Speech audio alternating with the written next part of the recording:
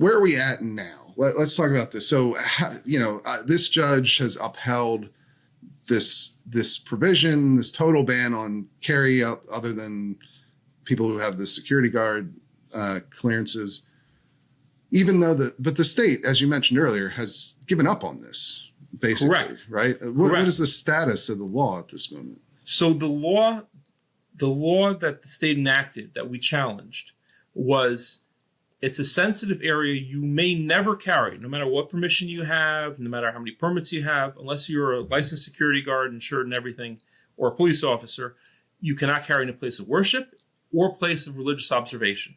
That was the law that was passed.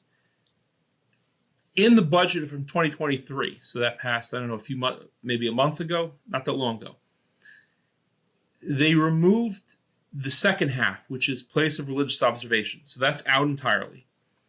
And they modified the first part, place of worship, to conform with the district court decision out of the Northern District. I forget which, I think it was Antioch versus Hochul, which said there must be an exception for people designated to security.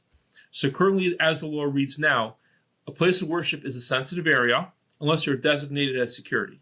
So if you come in off the street to a synagogue, you can't carry. If the rabbi or pastor or priest gives you permission, you can't carry. If the rabbi says you're in charge, you're part of the security team, now you can carry. Okay. That's how the law reads now. Now, the backstory to that, which I don't think the federal judge in the Northern District picked up on, is in the New York securities law. If you are designated as a security guard or you're designated to perform security, you have to be licensed and insured. Otherwise, it's a misdemeanor. Oh, really? Yes. So you have to be a security guard anyway. That's how you read this new law, is that it's kind of there's a new exception, but it's kind of the same thing. So, no, well, the law says what it says, and the misdemeanor is probably on the organization, not on the person. So Okay. instead of being a felon when you carry into synagogue, if you're designated as security, you're a felon if you're just given permission. Or the state can go after the synagogue for not having the proper insurance and not having all the people licensed as security guards. So because they have to officially designate you as part of the security team. And if they do that, they have to. Even voluntary, even if you're doing it for free, New York requires you to be licensed.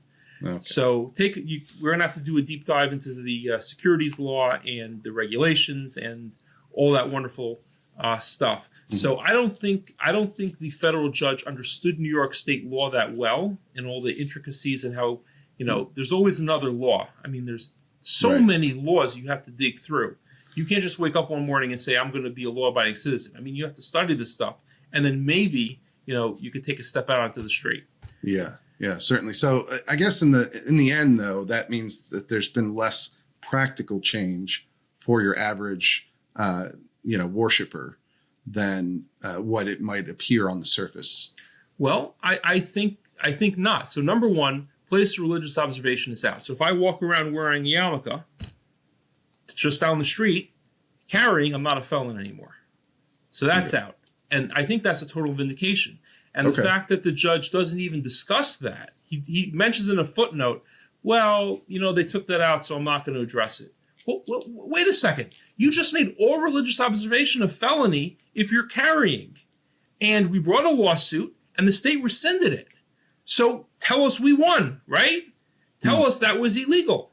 Tell us that the state shouldn't do that again when they make the next emergency legislation or the next emergency act. So number one, that was a big win. Yeah. But otherwise. So for synagogues, I was designated to our synagogue security team well before Bruin. So I'm no longer a felon if I carry in my synagogue. That's good. Practically.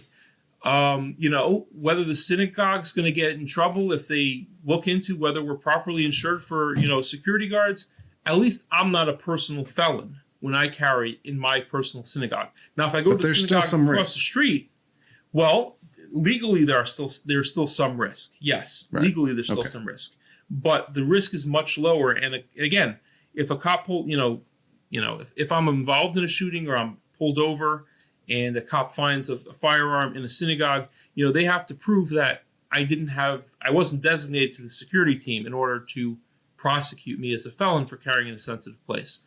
And I think practically that's a big difference. Right. Yeah. Yeah. So that's fair. But at the same time, it's not as though any worshiper can carry even if they have a permit. So there's still quite a lot there that you guys would like to see changed at the end of the day. 100%. Yeah. And so that's perhaps one of the reasons why, this case still matters, right, going forward, especially because, as you mentioned, they could just change the law again at any time if they wanted to, if you don't get a final ruling from, these judges that says this is unconstitutional. Correct. And they keep passing new emergency rulings. The COVID ruling saying you couldn't carry in a synagogue, you couldn't go to a synagogue, was passed as an emergency ruling. The Supreme Court said, hey, you're discriminating on the basis of religion. Here they passed an emergency ruling, you can't carry a gun in a synagogue as an emergency ruling. New York is very litigious, and they're very happy to change the laws. They have a supermajority. It doesn't take them any time at all. What's the next law that's going to come down the line? If we don't stop them at every turn and we just let them run roughshod, then they're going to run roughshod. Freedom isn't free. We have to protect it. Thank God, it's pretty easy for us to protect freedom. We just go into a court. It's air conditioned.